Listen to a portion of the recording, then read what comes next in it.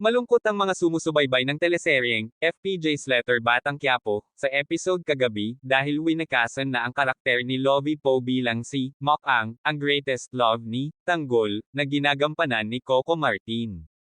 Ang Dreamscape Entertainment ay nagpasalamat na kay Lovie. Maraming salamat Lovie Poe sa pagbibigay buhay kay Mokang. Malaki kang bahagi ng FPJ's Letter Batang Quiapo Palm, Mokang. At nag-post din ng pasasalamat ang aktres sa lahat ng nakatrabaho niya sa Batang Quiapo na naging parte siya rito bilang alaala sa magandang programang ito, lalo na kay Dreamscape Entertainment Head, Deo T. Endrinal at MS Corrivid Ains, ABS-CBN Chief Operating Officer, Coco Martin at sa Kapamilya Network.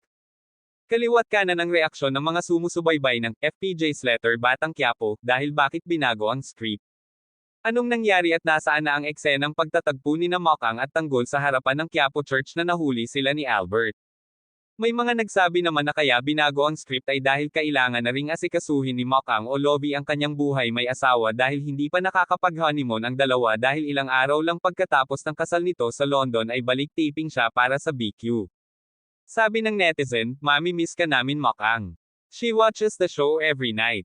Nalungkot naman ang netizen, "This is so heartbreaking lalo na umpisahan ko yung journey nyo ni Tanggol, thank you Mokang ikaw friend kay Tanggol ngang dulo. Enjoy your married life, you did well Lovie po mahal kita thank you sayo."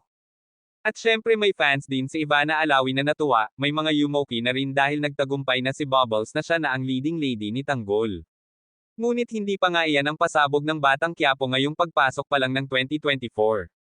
Sa pagkawala ni Mokang ay may papasok na bagong karakter na tiyak na ikatutuwa umano ng nga manunood.